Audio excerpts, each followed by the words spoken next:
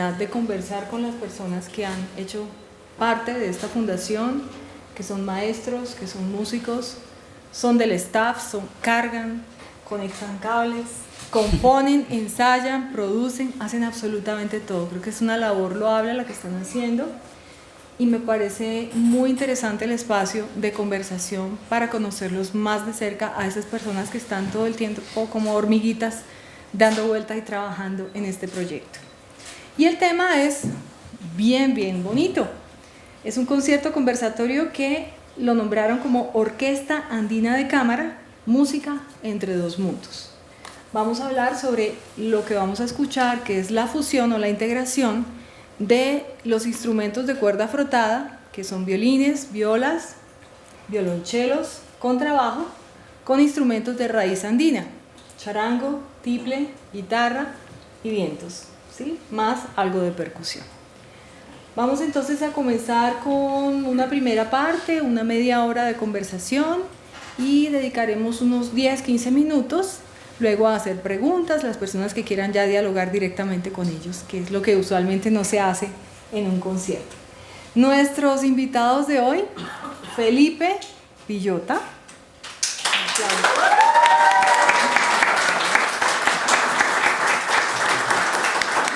El maestrísimo Felipe Villota y el maestrísimo Julián Vanegas.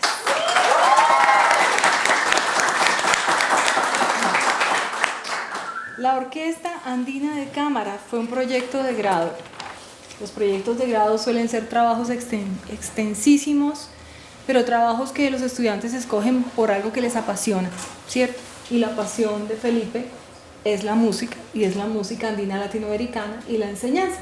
Entonces, ¿qué tal si empezamos a hablar sobre cómo surge este proyecto de la fusión de la orquesta de cuerdas, las cuerdas frotadas con los instrumentos andinos, Felipe? Bueno, muy buenas noches para todos. Agradeciéndoles por acompañarnos, por seguir siendo parte de este sueño y de estos proyectos que se enlazan todos con todos. El proyecto de entrelazar estos dos mundos nace como iniciativa del trabajo de grado en el programa de artes musicales de la Facultad de Artes ASAP.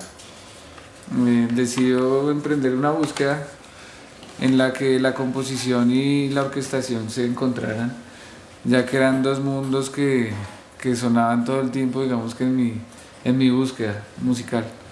Entonces nace la búsqueda de entrelazar esos dos lenguajes, uno en el que he crecido y en el que he estado inmerso la mayor parte de mi vida, y otro en el que conocí, digamos que en otros tipos de contextos, también entrando a la academia y también escuchando otros tipos de música. Principalmente una influencia fundamental es la música incidental y un maestro en particular que se llama Yoe Hisaishi. Creo que es mi mayor influencia para haber emprendido ese trabajo. El maestro Yoe Hisaishi es el compositor de las bandas sonoras de la mayoría o casi todas las películas de estudios Ghibli, que son las películas de animación japonesa, como El viaje de Chihiro, como Princesa Mononoke, estas películas de este tipo. Entonces la música me impactó realmente, digamos que el aspecto estrictamente musical, ya el manejo orquestal, lo que ya es la intervención del lenguaje sinfónico, en particular de esos lenguajes, fue lo que más me cautivó. Y empecé a oír en mi cabeza la fusión entre quenas, zampoñas, chelos, charangos con violas y empecé a buscar la forma de poder enlazar esos dos lenguajes. Muy bien. Entonces, la siguiente pregunta que tenía era los antecedentes.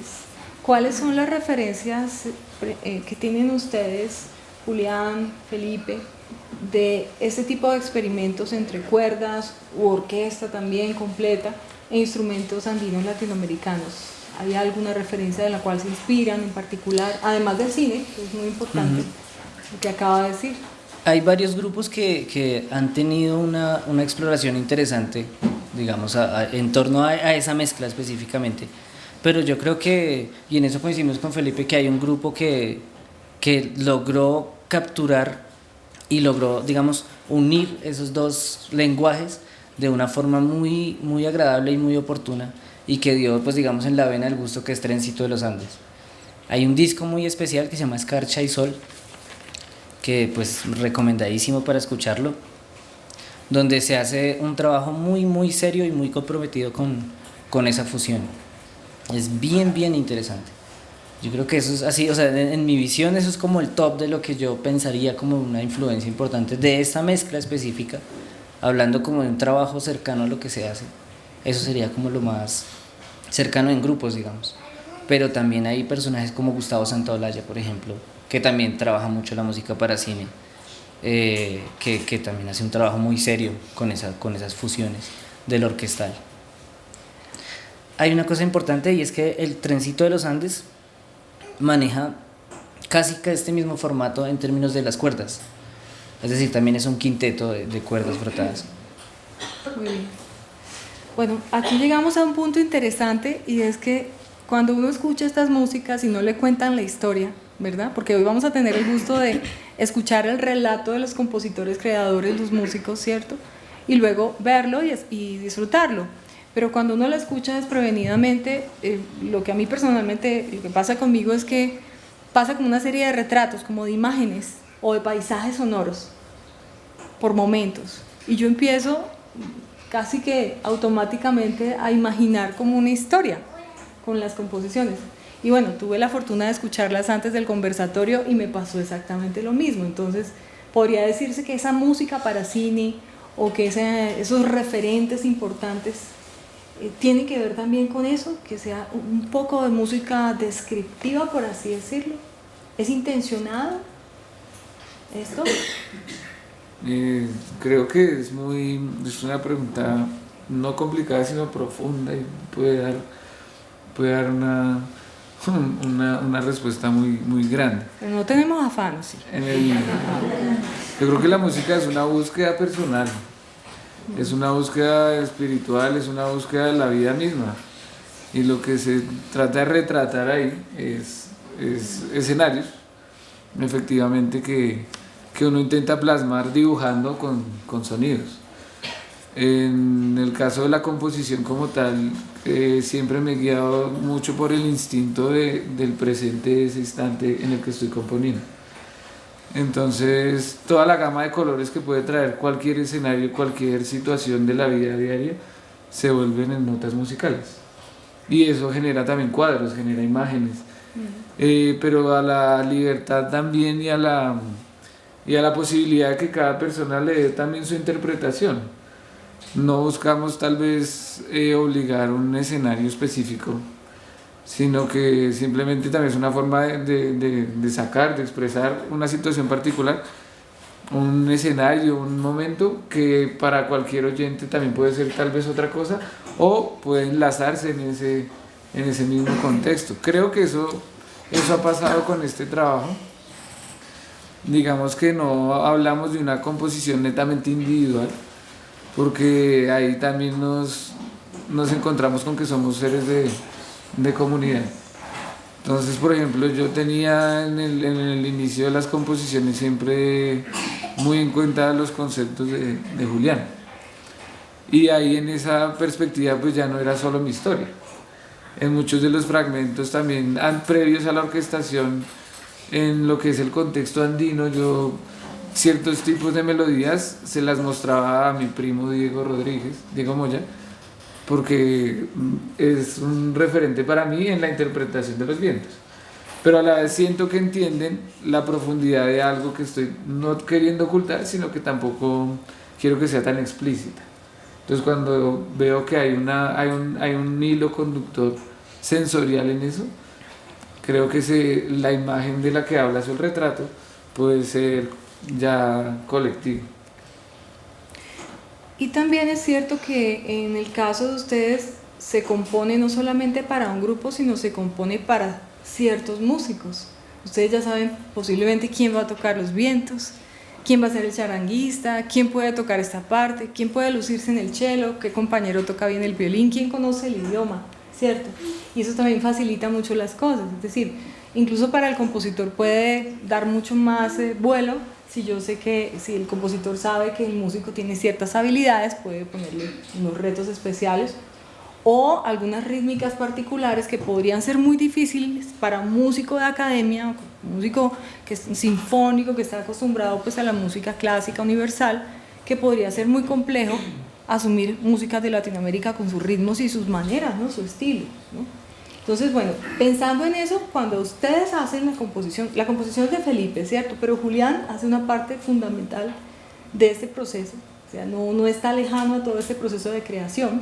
Cuando piensan en esto, es un trabajo estructurado y es un trabajo muy grande, en donde también se tiene que ver con el músico que va a interpretar, ¿sí? ¿A quiénes invitan a ustedes de las cuerdas frotadas, de ese otro mundo, de ese otro universo que son las cuerdas frotadas? ¿A quién se sueñan o quién se imaginan tocando allí? Pues bueno, primero como que uno, si bien sí, o sea, sí hay un pensamiento en capacidades, pero es muy sutil, la verdad, o sea, como que uno no piensa en qué tan virtuoso sea el que va a tocar ni nada, sino que yo pienso que es un tema del compartir, o sea, de compartir como personas, pues, de una charla, de un café, de hablar barro, porque eso uno sí que se siente a hablar barro. Sí, pero hace parte del ensayo. Exacto. Los grupos también se arman almorzando, ¿sí? Claro, esa parte yo siento que es vital, o sea, si eso no está, no hay calor. Entonces como que esos pequeños momentos en los que uno se puede sentar y echar chistes y eso es bien valioso. Y de esa experiencia también nace el enlace con los momentos musicales. Digamos, no sé, voy a decir un ejemplo. Tengo una melodía en un violín y esa melodía tiene unas características y yo quiero que suene así melancólica y profunda y tal. Entonces yo miro, ¿sí?, el perfil y digo, esta persona tiene esa fuerza en esa parte. Claro. Entonces son como fortalezas en lo humano que se reflejan ya en lo musical también. Más allá de un virtuosismo, pues que la verdad ni siquiera sé muy bien qué es ese virtuosismo, pero sí es como esas características de las personas. Y ese encuentro es muy bonito porque también uno ve a la persona familiarizada con lo que está tocando. O sea, la encuentra a gusto y eso no tiene, o sea, es muy bello porque yo los miro y es como, que este es mi momento, ¿sí? Entonces cada uno está en su momento y esa construcción es bien bonita. Y pues digamos que más allá de soñarse teniendo más personas o algo así teniendo acá, yo sí me sueño estos lejos, digamos, los mismos que estamos, ¿no? ¿Para qué más? Pero sí, digamos, andando por muchos lados. Es decir, ustedes no contrataron a unos músicos, no es que voy a contratar a un grupo tal, ustedes se conocen, ustedes comparten, ustedes sí, y es curioso porque somos un montón, ¿no? Entonces tampoco es que uno sea cercano de todos, pero sí es una cadena de cercanías, entonces también es un tipo de relación muy curiosa. Entonces digamos, nosotros somos súper cercanos con Santiago hace mucho tiempo. Claro. Y yo con Juliana nos conocemos hace tiempo y empezamos a hablar y ella es amiga de la otra y así, entonces es una cadena así de amistades bien particular, entonces eso es chévere, es bien particular, pero es muy chévere. Pues voy a comentar una infidencia y es que antes de salir aquí los tres, pues uno con la prisa, ¿no? Bogotana, que ya llegó el público, y entré yo allá y estaban todos diciendo unas palabras muy bonitas, como de comunión, como de gratitud, de sensibilizarse, de prepararse, disponerse para el concierto, pero desde el corazón, ¿no? Como que a uno se le quita la prisa y ese agobio un poco, la presión permanente con la que uno vive de los tiempos, cuando ve esto, ¿no? Que están juntos, que hablan, que no es solamente hacer música, sino que es hacer una comunión como de los sonidos. Seguimos, ¿cierto? Hay muchas preguntas, me faltan como 35, pero ahí vamos más o menos. Composiciones originales. Esto es completamente original y ha sido puesta en escena muy pocas veces. El día de la presentación, que fue pues cuando se presenta un trabajo de grado, hay que ponerlo en público, ¿cierto? ¿Cuántas veces más ha sonado este repertorio? ¿En cuántas oportunidades? En público 2 veces, exactamente. Primera vez en la sustentación del trabajo de grado, pero no sonó todo el repertorio, sonaron 3 obras. Y en el concierto de grado ya tocamos cuatro piezas. Digamos que para el trabajo de grado como tal están contempladas solo 3. Entonces a raíz de eso ya surge ya como que la necesidad de consolidar el proyecto ya se empieza a preparar el repertorio para el concierto de grado y se incluye otra pieza. Pero en público es en un contexto estrictamente académico. Sería este el primer concierto en el que nos desligamos como de la responsabilidad de presentar un... No hay nota, pues. Nadie nos está calificando. Pero hubo una tercera vez en que tocamos una parte también pequeña del repertorio, que fue en un concierto de la Cátedra de Charangos en la universidad, que tocamos otra parte también del repertorio. Completo, esta va a ser como Esta la vez primera está vez, sí. prácticamente. Faltan músicos. Uno está de gira en Argentina. Y sí, pero está aquí presente de todas maneras. Bien. Y lo contemplamos siempre o sea, como que la presencia de él sí es importante. Es Mateo Páez, el guitarrista, y pues él ha sido vital, yo creo que desde el comienzo, ¿no? O sea, como que se empezó a hacer el montaje, siempre ha estado ahí presente. ¿Cuántos temas vamos a escuchar? 6 temas. 6 temas. Ustedes ahorita los presentan, en fin, Sí. Vamos a la segunda parte con eso entonces. Bueno, esto es un concierto, ¿cierto? Y el concierto viene de una palabra que es concertar, dialogar, ponerse de acuerdo, ¿no? Y en eso la composición es muy importante tenerlo en cuenta, porque cuando se ponen a dialogar estos dos mundos, se tienen que poner exactamente a eso, a dialogar. Cuando uno habla, el otro calla, ¿cierto? O el otro acompaña suavemente mientras el otro tiene el protagonismo, ¿sí? Es complejo teniendo en cuenta pues la particularidad en la afinación de los instrumentos de vientos de las músicas latinoamericanas, las temperaturas de los escenarios, ¿cierto? Las cuerdas frotadas, es decir, dialogar esos instrumentos supone no solo un esfuerzo y un pensamiento dirigido en la escritura musical, sino también en el montaje. Entonces, ¿qué tal si nos habla de la escritura musical y cómo los pone a dialogar Felipe, y lo que es el montaje como tal, Julián? ¿Qué tal si hacemos esto? Okay. ¿Sí? Bueno, hay que tener como puntos de partida importantes. Digamos que el punto de partida es la exploración hacia la composición andina como tal, de los lenguajes que uno interpreta, de los instrumentos en los que uno está cercano, que es estrictamente la música andina. Y en esa exploración inicial a la composición empieza a surgir ese instinto. Yo pues le agradezco mucho a mis maestros, especialmente a la maestra Tatiana Naranjo, en la dirección, en la misma cátedra de charango. Está la maestra Tatiana, que ha estado presente en el Festival Raíces. Que hasta el momento agradecerle públicamente, sé que le han dicho muchas veces, pero ella la conozco desde chiquitica. Todavía. Pero estaba más chiquitica, debo decir que sí ha crecido, es una mujer grande, es grande definitivamente, pero la conozco chiquita a ella, allí empeñada, empecinada en su charango y en sus cuerdas y en su música, con una convicción, y además no solo convicción, sino con una fuerza y con un temperamento tan tremendo, hasta que lo logró. Abrió cátedra de charango, hizo escuela de charango, enseña aquí, enseña allá, dirige grupos, hace todo. Es maravilloso verla y todo lo que esa sana terquedad genera, ¿no?, en este mundo. Muchas gracias por eso. Muchas gracias.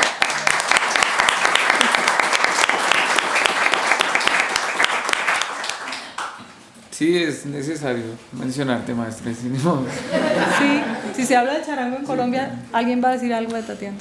Entonces, en esa, o sea, para mí eso fue muy importante. Yo creo que si la maestra no hubiera dado la apertura en la cátedra, de iniciar con ese atrevimiento que en otros contextos instrumentales, y yo veía que en otras cátedras era un delito uno proponer una idea musical o decir, maestro, escribí esto, y mejor dicho, se armaba el problema más grande. La maestra siempre pues dio esa apertura. Y dentro de la misma cátedra yo me acuerdo que se hacían diseños pequeños, entonces estábamos viendo un contenido rítmico. Ese contenido rítmico era, entonces ella proponía uno y después me decía, usted proponga otro. O sea, mini composiciones que van generando la capacidad de creación y enlazar ideas musicales. Entonces, a medida que yo le iba mostrando también como lo que ella iba explorando, ella me iba dando unas indicaciones claves, como por ejemplo melodías recordables. Yo me acuerdo mucho la primera vez que le mostré a la maestra un intento de composición, me dijo, está muy chévere el plano de atrás. Entonces ya empecé a entender eso de las dimensiones musicales. Pero el plano de adelante, o sea, el primer plano de la melodía no se entiende y no se recuerda porque son muchas cosas. Entonces eso me quedó tan en la cabeza que de ahí para allá todos mis ejercicios eran hacer melodías que la gente pudiera recordar, pero que no perdieran en sí también su belleza y su personalidad como tal. Entonces después le volví a llevar al ejercicio a la maestra y bueno, esta melodía me dijo, ya va entendiendo. Entonces, dos planos muy sencillos, un acompañamiento, una melodía. Así empezó, o sea, un acompañamiento, una melodía, de fragmentos pequeños. Ya después a eso, entendiendo con el grupo andino de acá de la academia, viendo cómo arreglan, viendo cómo entienden una textura mucho más amplia, en la que ya hay dos vientistas, en la que hay dos guitarras, hay un bajo eléctrico, una percusión y que todo no tiene que sonar exactamente igual. Entonces ahí empieza la orquestación. Ya viene ahí también el maestro Juan Diego Gómez, que empezó también a formarme y a darme también muchas enseñanzas al respecto, y es que la orquestación no es de la orquesta. La orquestación es un arreglo para cualquier tipo de lenguaje y cualquier tipo de instrumentos. La orquestación es poner a dialogar precisamente los instrumentos que tienes. Entonces empezar a entender cada instrumento como un personaje en el que cada uno tiene una función, cada uno tiene un papel específico. Y si todos dicen lo mismo, pues ¿para qué entonces están todos? Cada uno tiene su color, cada uno tiene sus particularidades. Entonces ahí ya empecé a componer para Grupo Andino como tal, teniendo en cuenta tratando de manejar esa textura en la que hubiera diálogo, comunicación. Y ahí ya empecé a ver como las dimensiones de la música en plano. Entonces pues son imágenes que uno empieza a crear, la forma en la que uno empieza a intentar entender los lenguajes y a su vez empezar también a escribirlos. Es difícil, digamos, que en un principio acercarse a un lenguaje en el que uno no conoce absolutamente nada, como fueron las cuerdas frotadas. Realmente fue como muy atrevido de mi parte porque simplemente o sea, uno oye Vivaldi, listo, uno oye sinfonías, pero pues sinceramente a mí no me llegaban al corazón, entonces pues no exploraba por ahí. Pero cuando escuché precisamente este maestro, dije, o sea, esta es música creada con lenguajes sinfónicos, con lenguajes muy intelectuales, con reglas muy establecidas, pero que no deja de perder un corazón ahí, una intención como de transmitir. Entonces dije, por ahí es donde quisiera empezar a explorar. Ahí ya el primer ejercicio de orquestación que le llevé al maestro Juan Diego fue terrible. El maestro me dijo, su música andina es muy buena para que la orquestación sea tan floja. Entonces, si usted quiere orquestar música andina, tiene que estudiar. Y estudiar implica, para nosotros los músicos populares, romper también el esquema de que todo es viaje, de que todo fluye, porque también hay que meterle mucha cabeza a la cosa. Entonces, la música andina, que es corazón, es tierra, es sentir, es palpitar, con una música que es pensada, es estricta, es en cierto modo, no digo que sea siempre así, pero es muy cuadrada en muchas cosas. Entonces ahí es donde se enlazan los dos mundos, donde yo empecé a decir, o sea, ¿de qué sirve uno ser estrictamente popular y desechar herramientas que la academia tiene muy valiosas? ¿O de qué sirve ser estrictamente académico y desechar también lo que viene del sentir y el latir de la música así sentida, por decirlo? Entonces empiezan esos dos mundos a tratar de encontrarse en problemas como la afinación. Problemas como la afinación que no están resueltos todavía, pero ahí vamos. Y pues que si no lo resolvemos con el grupo andino solo, pues tampoco me va a poner a decirle a los muchachos, no, o sea, ahí vamos. Es una búsqueda en la que ellos no tienen que ser tan temperados y nosotros no tenemos que ser tan tradicionales. Entonces ese es un aspecto que empieza a equilibrarse. Bueno. No creo que se equilibre con un afinador puesto y que todos le apuntemos al afinador.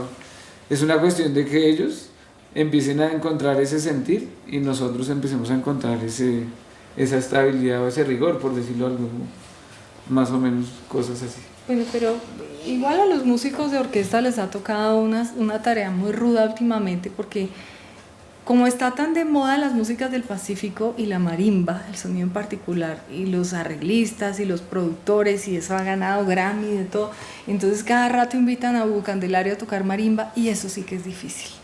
Y ahí está toda la orquesta completa que le toca ajustarse a la intemperancia del instrumento, así que yo creo que ellos ya se tienen que ir cada día más ajustando a que la afinación de orquesta 440 o 442 o 444 o 338 es muy relativa, y que las afinaciones de nuestras músicas populares de toda América, incluso de todas partes del mundo, pues no es que sean desafinadas, tienen otras afinaciones, tienen otros comportamientos, ¿sí?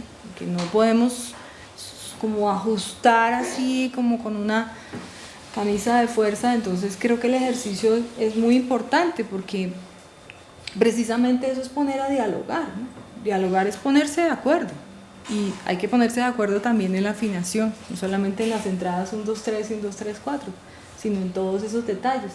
Y esos ejercicios, cuando lo ponen a prueba, cuando retan a la otra persona que está como tan puesta, tan rígida en ese asunto del afinador, del la, entonces, pues precisamente ahí hay un reto más grande en este tipo. Y por eso es tan importante ese tipo de ejercicios, ¿sí? A mí me encantan los conversatorios antes de los conciertos, porque creo que a todos nos cambia, ¿sí?, la percepción de lo que vamos a oír, y nos suaviza un poco también en la crítica. Lo hablo por los músicos. ¿Quiénes de aquí son músicos? Levanten la mano. Levanten la mano sin pena. Sin pena, sin pena. Maestro Ricardo, usted levante la mano, por favor. Ese da re bueno. Me encanta, porque los músicos somos críticos y somos terribles con los compañeros, ¿sí? Dice la maldición gitana. ¿Ustedes saben cuál es la maldición gitana? Bueno, les voy a decir primero cuál es la maldición árabe, perdón que... pero es que esto tengo que decirlo. La maldición árabe es: te veré construyendo. ¿Sí? ¿Saben qué pasa cuando uno construye o remodela? Terrible, le sale más plata, le tumba la casa, en fin, te veré construyendo. Y la maldición gitana es, ¿no se sabe? No puedo creerlo. Entre músicos te debe ver. Tremendo. Claro, entonces cuando uno escucha esto, se da cuenta que Felipe pues se sentó, hizo todo un proceso de corrección, revisión, confrontó, escuchó, o sea, se confronta con sí mismo cuando escribe, y él pone su pieza aquí en escena, la muestra a todos, y no podemos salir haciendo un comentario ligero frente a eso. No se puede, se tiene que oír con respeto, ¿sí? Porque hay un trabajo muy grande detrás de esto, muy grande. Ahora hablemos del ensayo, que es otro trabajo aún más extenso. Primero, coordinar a los músicos para que todos tengan un mismo horario y un lugar de ensayo, ¿o no? Chicos, hay concierto tal fecha, ¿cuándo ensayamos? Yo no puedo tal día, yo sí puedo esto, yo sí puedo esto. No, pero todos podemos el domingo a las 2 de la mañana. Hablemos de eso. El montaje, Julián. Hijo de puchas, complicado. Pues es una parte muy bonita, ¿no? Porque digamos que lo primero que sucede en todo esto es que pues la orquesta fue cogiendo forma con el trabajo de grado de Felipe, y tuvo un director en ese momento, y yo estaba tocando nomás, y pues charlando con él, mirando los temas, todo bacano, y pues uno tocando ahí pues bien, pues saca su parte y hace caso, pues chévere. Después tuvimos un espacio en la universidad donde eso se volvió como una materia. Entonces cambió un poco como la visión también del asunto, y otra vez volvió a salir la maestra Tatiana, que era la que estaba, digamos, al cargo del asunto, y hubo un ejercicio muy bonito alrededor de eso, y es que íbamos a tocar 3 temas. Entonces uno lo iba a tocar Felipe, otro lo iba a tocar yo y otro lo iba a tocar ella, en charango.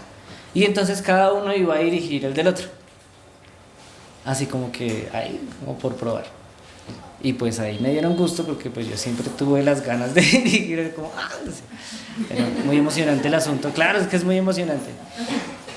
Entonces como que en ese ejercicio, en esas cosas que fueron pasando, ya digamos que se llegó el momento donde había que sentar la cosa un poco más y como que cada uno empezara a mirar qué le tocaba hacer. Y pues Felipe me dijo, no, pues yo quiero que usted dirija. Y lo primero, o sea, la palabra director para mí fue como, yo no tengo ni idea de lo que me está pidiendo, o sea, un poco de manes que tocan violines, o sea, un poco abstracto. Entonces como que lo primero que hice fue como buscar referentes de personas que hacen eso y para ellos qué significa eso, ¿sí? Entonces escuché muchas cosas, directores que dicen, no, es que cada músico tiene su instrumento, pero el instrumento del director es la orquesta. Entonces como que un poco elevado el hombre. Y muchas visiones. Y nunca me sentí contento con ninguna, la verdad. O sea, no me conecté. Perdón, cuando hablo de muchas visiones... De visiones de directores, de qué es la dirección para cada director. Entonces como que uno va buscando, su rol, que vuelvo y digo la palabra director, a mí me parece enorme, como que suena así como, ¡guau! Es que importante. Y uno hace muy poco, la verdad. Y yo me di cuenta que lo que yo entiendo de eso es que uno sencillamente es como un canal de comunicación entre los músicos que están tocando. Yo los miro a ellos que están tocando. Y cuando veo que alguno como que está así, se conectó y está conectado con la música que está haciendo, como que trato de coger eso y pasárselo a los demás. Y cuando eso se logra, suena tremendo, es increíble, o sea, como que todos entienden lo que está pasando y eso crece y es una cosa increíble. Entonces como que siendo ese canal de comunicación, uno empieza a ver pues esas dificultades de las que se habla, que la afinación y todo eso. Pues yo tenía ganas de decirle a Felipe que le pusiéramos orquesta de cámara contemporánea, así pues ya no había lío con eso. Pero pues de todas maneras, ahí también hay un paradigma muy grande que uno empieza a romper también y a darse cuenta de que tampoco es tan así. O sea, ni los músicos populares son tan desafinados, ni los músicos académicos son tan afinados. No estoy diciendo que no sean afinados, chicos, ustedes son muy afinados. Pero pues digo que esas dificultades empiezan a ver que pues todos, o sea, y uno empieza a entender que es un ejercicio de ver la estética de lo que estamos haciendo. Más allá de como de una cosa así como de rigor de las nóticas, sino pues que es un sonido que uno quiere lograr, un sonido rico así, bien bacano. Y uno trata de agarrar eso. Y pues afortunadamente, o sea, aquí están unos músicos tremendos. O sea, uno, las quenas y todo, y uno los ve tocar y dicen, no, pues está tocando re bien, ¿qué le voy a decir de la afinación? Bien, hágale, todo bien. Entonces como que el montaje ha sido más en una búsqueda como de que la música tenga mucha vida, ¿sí? Eso es lo que yo, digamos, cuando se me encomendó esta responsabilidad y digamos como que se me dio esa autorización, pues yo lo que pensé fue eso, que la música tenga mucha vida y que alguien que la escuche sienta eso, sienta esa vida que hay ahí de los que la escribieron.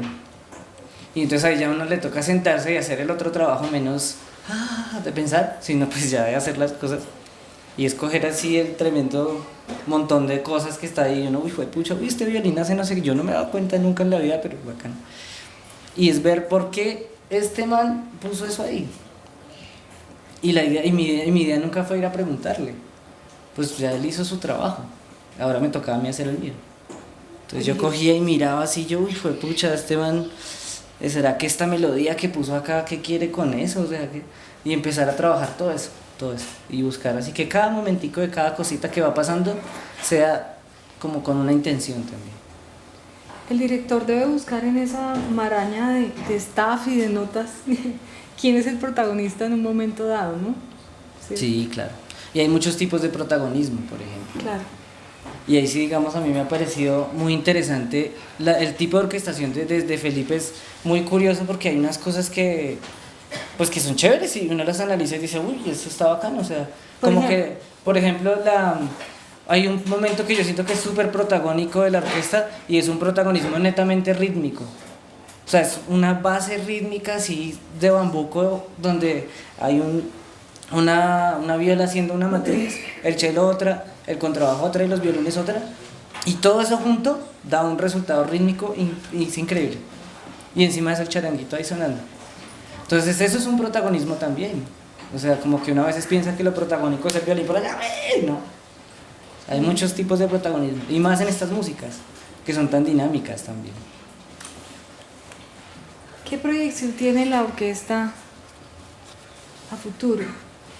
¿Qué sueñan ustedes o qué han pensado que la orquesta pueda permanecer, pueda girar, pueda buscar algunos escenarios? O lo más difícil, que les paguen. Bueno, no lo quería decir así, pero ya que lo dice. Bueno, ¿cómo hacer para permanecer? A veces no es ni el dinero, ni grabar un disco, ni eso, sino cómo se hace para permanecer, porque es muy complicado mantener un grupo de 3, de 2, de 20, como que entre más personas es más difícil. Entonces, ¿qué han pensado al respecto? Pues esto es un sueño, es realmente una construcción de todos los días, en el que pues nos embarcamos todos. Siento que la orquesta es parte, o sea, no son músicos de sesión.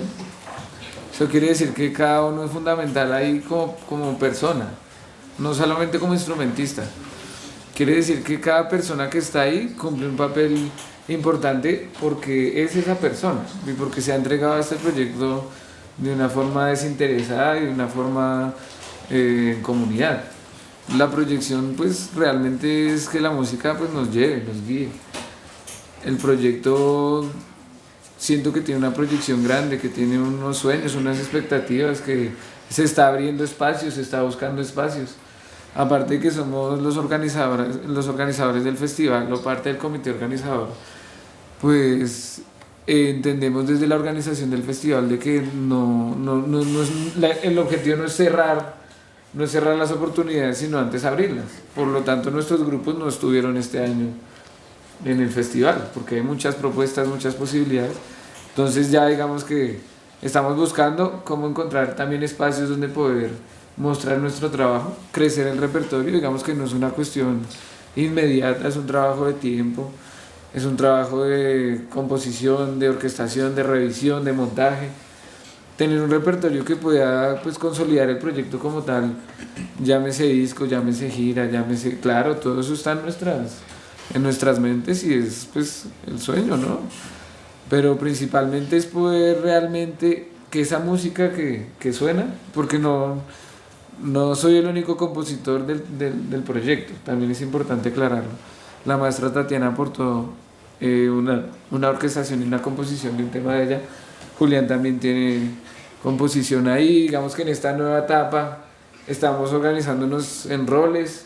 Tenemos ya, digamos que una especie de funciones en las cuales pues vamos a componer, vamos a orquestar, vamos a seguir arreglando y pues girar, queremos viajar, queremos hacer todo lo que cualquier músico quiere hacer con su música, que es poderla compartir, o sea, que llegue a la gente y que sabemos que no nos vamos a volver millonarios con esto, pero pues cualquier 10 millones de pesos por un concierto pues no nos van a sobrar, ¿no?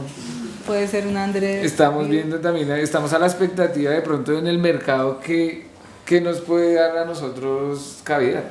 Entonces convocatorias distritales, más contactos, pues, realmente estamos muy nuevos en la cuestión, pero esa es la proyección, que se consolide el proyecto en ese tipo de cosas. Hay muchas formas, ¿no? Si André Rieu hubiera pensado que pues con una orquesta y con música clásica brillante no se hubiera podido, y vea todo lo que él hace, ¿no? En el mundo, viaja por todas partes, en qué condiciones es, graba discos, videos, es referente. ¿Qué tal una orquesta andina latinoamericana por el mundo? Es posible.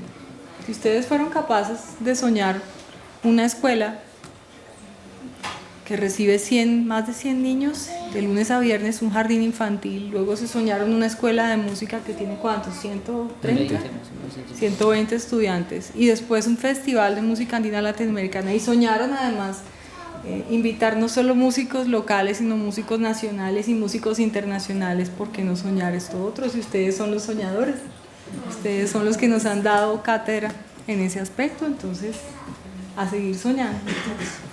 creo que esto da para mucho, tiene muchas alas.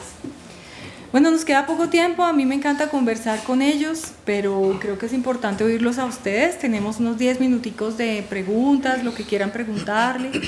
Levantamos la mano y es el momento. Eso. Muy bien. Las tonalidades, lo que quieran, qué tonalidad está la segunda parte, todo. Lo musical también, eso ellos me dijeron, que se podían centrar en lo musical también las preguntas. Maestro. Pues antes que nada, felicitarlos por esa iniciativa de esto que estaba diciendo Sofía Elena, esos sueños que se van volviendo realidad, que se van volviendo iniciativas cada vez más importantes y son como puntos multiplicadores para toda la gente, para todos los músicos y todos los que gustan de la música latinoamericana. Pues mi pregunta es puntualmente si esa producción o ese ejercicio escritural pues de los arreglos lo tienen también pensado para que sea una herramienta de circulación en formatos afines, porque no solamente toca con la orquesta, pero seguramente va a tener un eco importante en los centros de formación musical, por supuesto, y también va a tener seguramente un impacto importante para que ese material esté como a la exposición, a la circulación, porque sería pues un tremendo acierto que lo pudieran hacer. No sé si han pensado en alguna estrategia como para poner a circular esa producción o esas partituras, si están editadas, piensan sacar una publicación de ellos. Pues mientras haya regalías, no mentiras. Pues digamos que la primera parte de este trabajo está consignado en el trabajo de grado de Felipe y por ende es un documento de acceso pues básicamente público. Y yo no creo que nosotros, o yo no sé Felipe, pero pues a mí nunca me ha parecido problemático que otras personas toquen lo que yo hago. De hecho eso me hace a mí sentir muy bien. O sea, si lo hacen, hermano, qué alegría, pues severo. Y si quieren hacer un quinteto de fagots, pues háganlo, pues, severo. O sea, para mí de hecho, es algo muy bueno. Porque quiere decir que hay un valor en lo que uno hace también. Y que la persona manifieste unas ganas de hacerlo también, quiere decir pues que uno algo está haciendo bien, de alguna manera. Pues para mí es de esa manera. Entonces no creo que eso sea problemático, la verdad. Y a mí, y ha pasado con otras cosas, me dicen, uy, ese tema es bonito, yo quisiera, pues tome, háganle.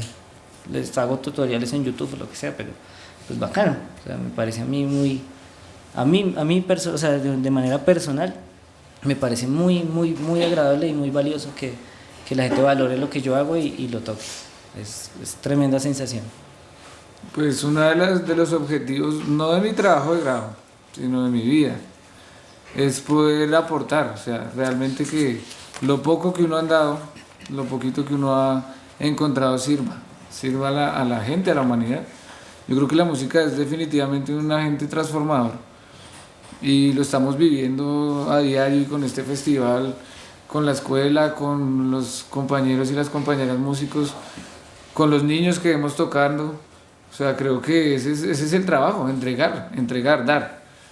Y en este caso específico, la búsqueda de este trabajo de grado es poder entregar un material como tal, objetivo, específico, escrito, entendible, en el cual pues se intentó consignar la experiencia, lo vivido, sin en ningún momento pretender ser palabra mejor dicho, de sabio, porque es que uno es un chiquillo en este mundo.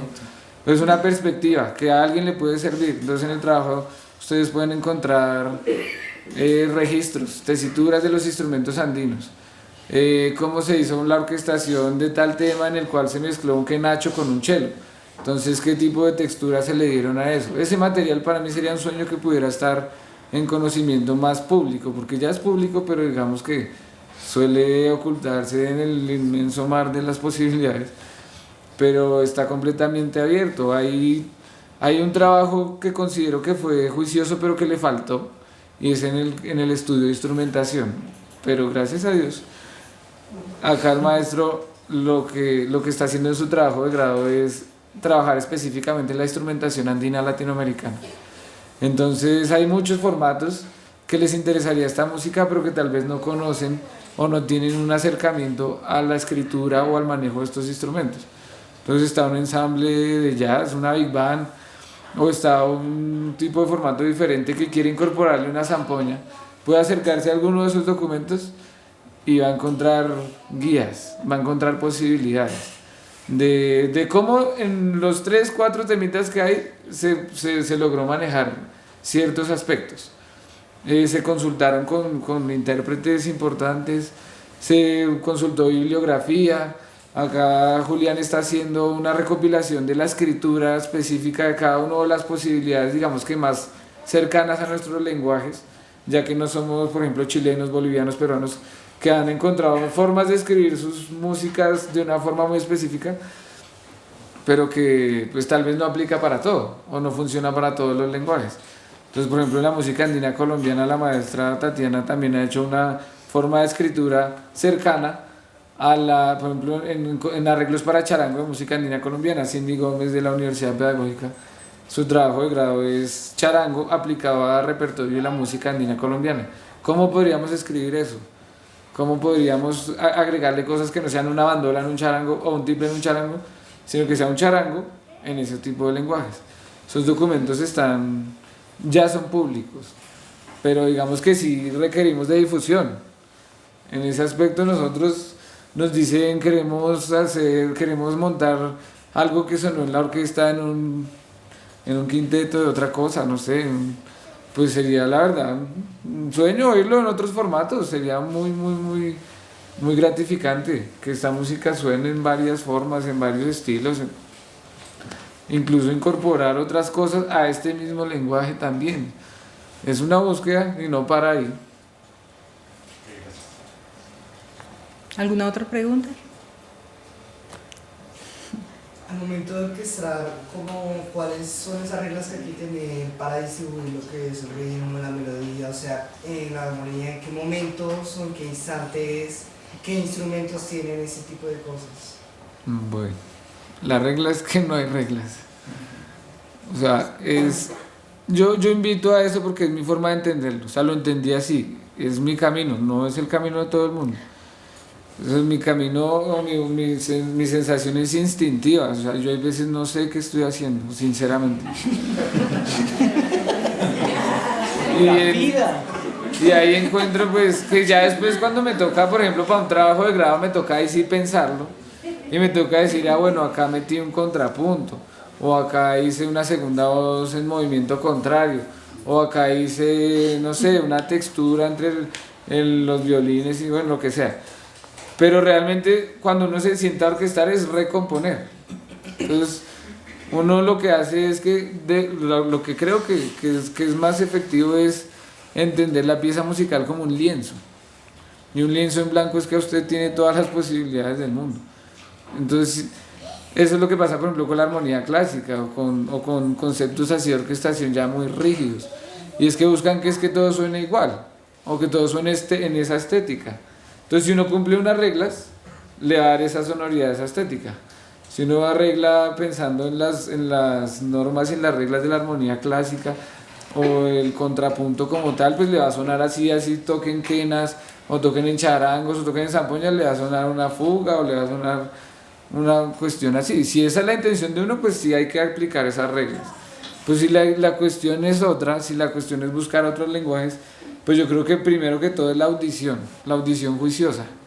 Y es que uno antes de sentarse a hablar, uno escucha a los que saben.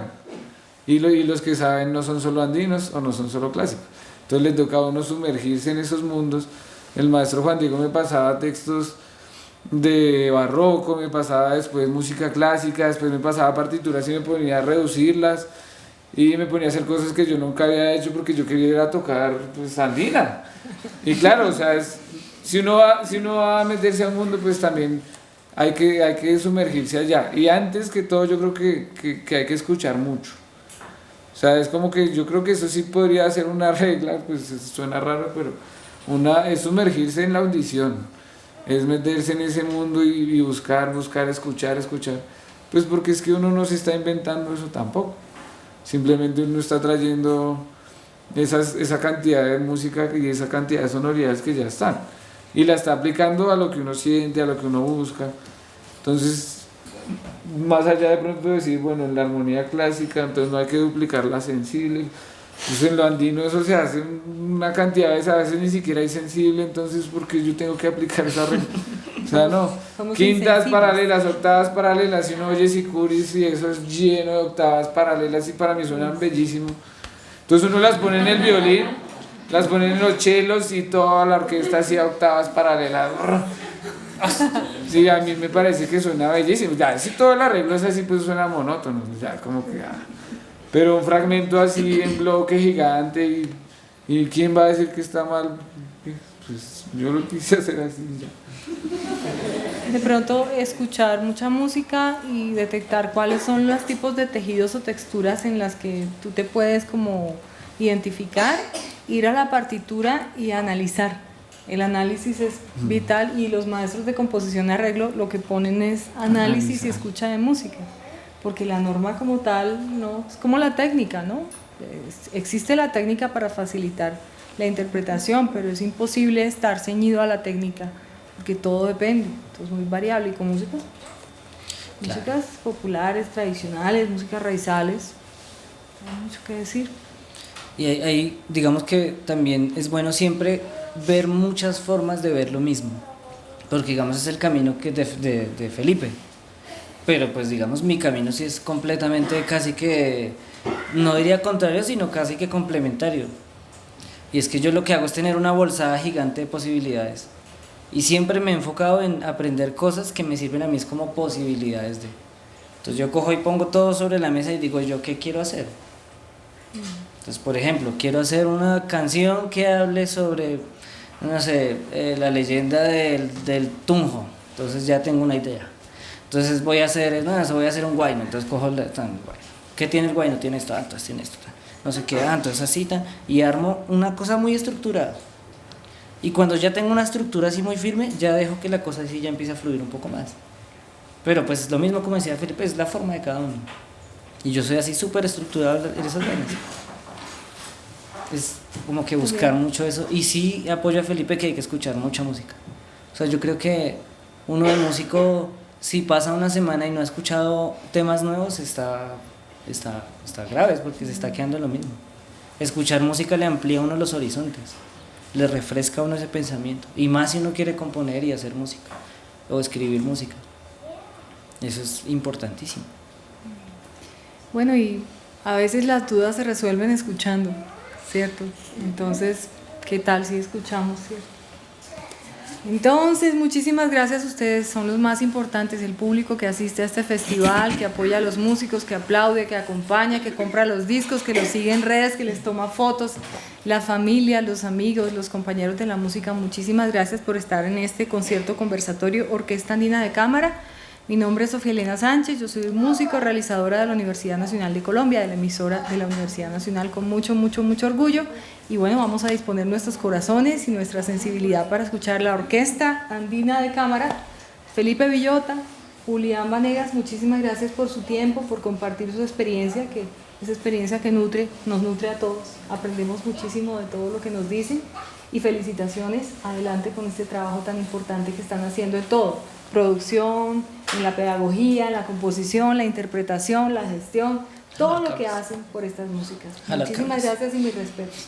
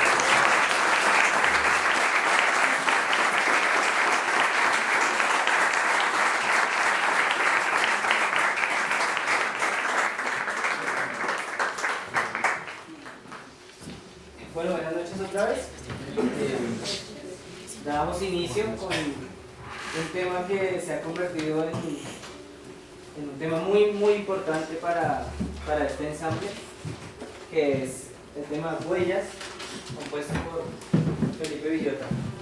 Un aplauso para él, por favor.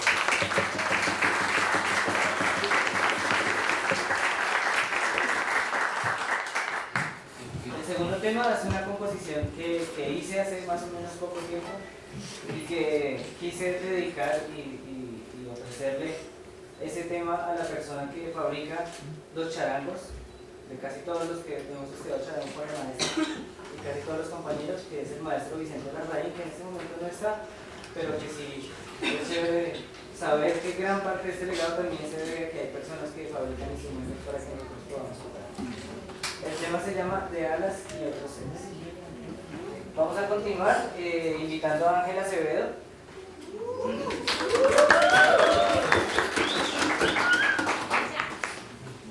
Y agradecer otra vez, como por así, a la maestra Tatiana, quien pues ofreció este tema y hizo la adaptación para el formato, pues en dedicatoria para ella, este tema que se llama Mi Guainito, que no es mío, sino es de ella. Suena raro decir Mi Guainito, pero a ella no le suena raro, porque sí. Mi Guainito.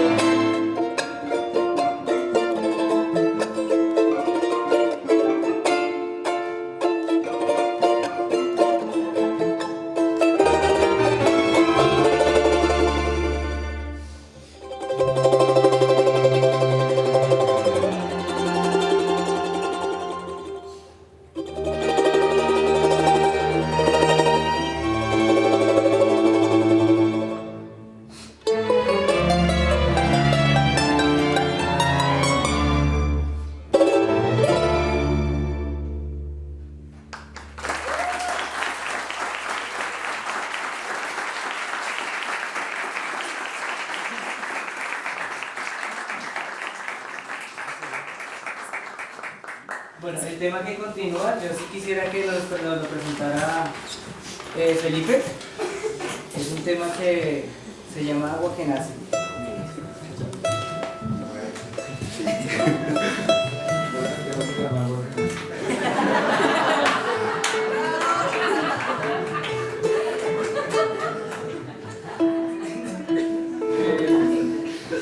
La pieza que venía a continuación está inspirada y dedicada a mi hija, mi hermosa hija que ahorita no puede estar, pero que desde la escuchaba es tomando aires del fingerstyle, de la guitarra electroacústica o la guitarra acústica norteamericana, y también tomando lenguajes de músicas incidentales y de la música que ya se tomó un género que se llama el tobas y también cosas del San Juan. Es una pieza que busca inspirar o tratar de encontrar esas imágenes de las que hablábamos en el conversatorio.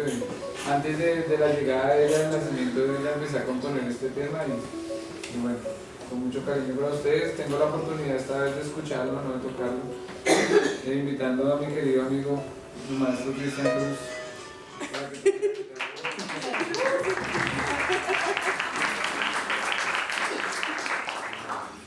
Entonces, agua que nace.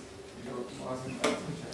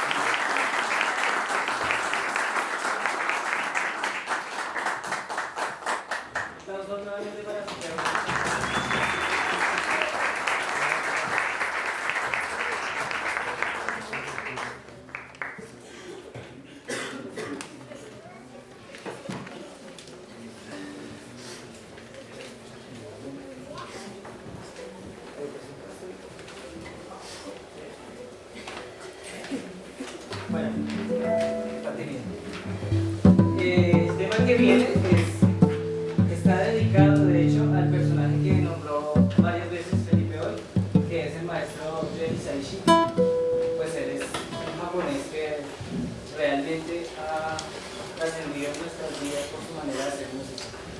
Y a partir de esa escucha, como de todo ese proceso de conocer su trabajo, y que muchas veces los maestros no son solo los que le dan a uno clase, sino que también es las personas de las que uno aprende de otras maneras.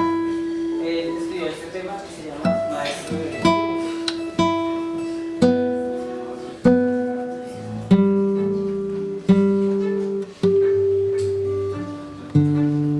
Hablando de la aplicación.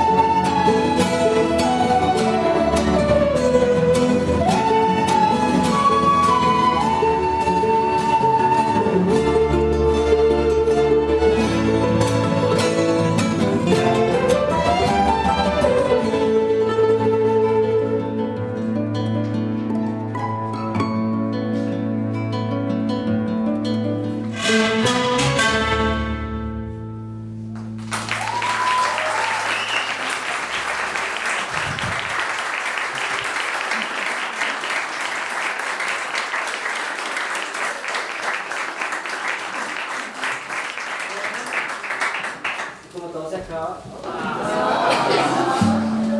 No pueden pedir otra cosa. No piden otra en este momento. Pues un agradecimiento muy profundo pues, con el creador por este espacio, por permitirnos estar acá y por darnos pues, la bendición de poder compartir con tantas personas. Este último tema quiero presentar pues, a las personas que hacen parte de esto. Pablo Bonilla en el violín.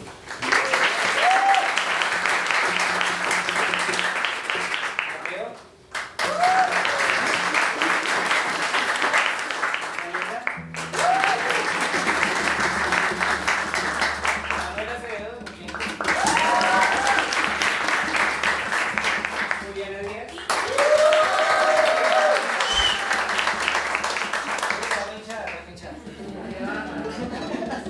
Sebastián en el contrabajo. Ya lo he presentado a Ángela Acevedo.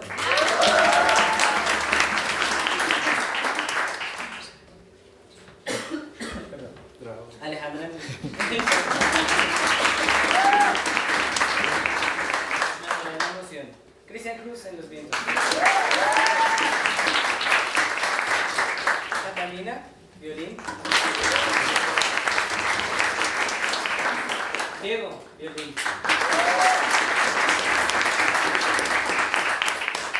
Felipe Villota, el creador de todo esto, el que lo parió.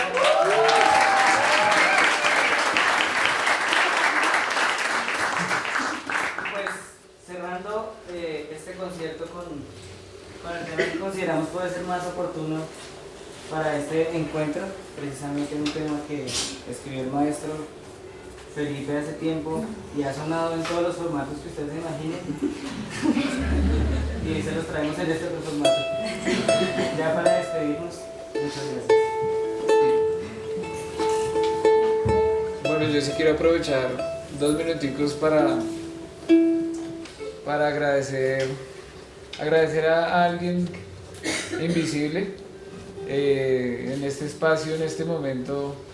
Este encuentro que nos congrega ahorita y que nos permite también compartir la música es gracias al esfuerzo de una familia, de un grupo de amigos que no somos tal vez de la misma sangre, pero todos somos hermanos. Este festival nace y este festival se crea en la dirección y en las manos de mi hermano Lucas Villota, el cual es el gestor principal.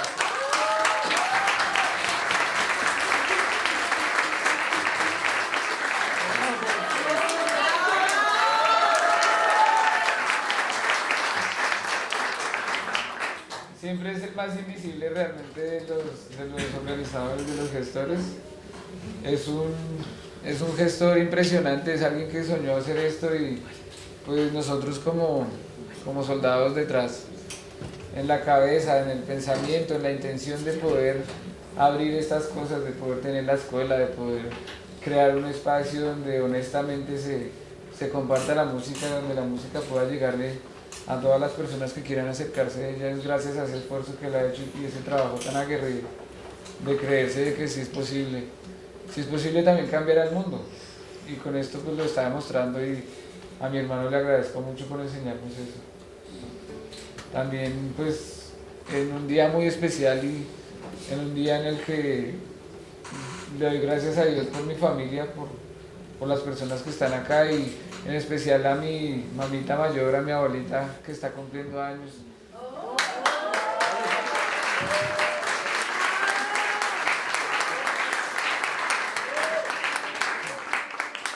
Ella ya ha oído 10.000 veces esta canción, pero bueno, abuelita, con mucho cariño.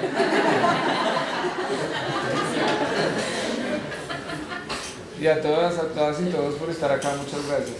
Encuentro.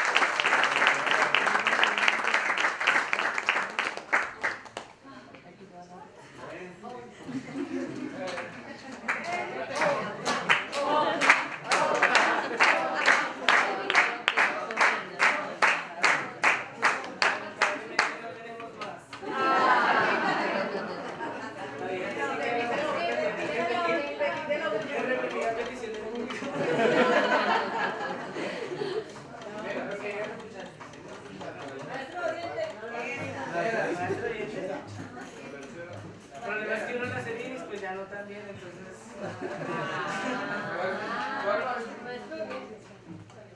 Llego por votación, aplauso.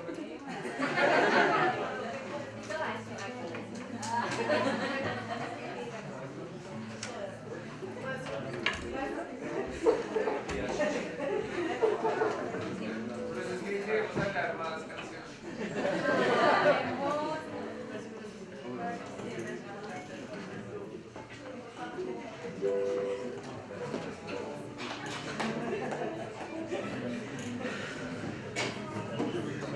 Bueno, muchas gracias.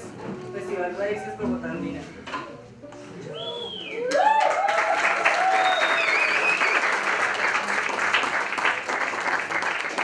También nos queda un día de programación así tremenda que es el lunes en el Teatro Villamayor.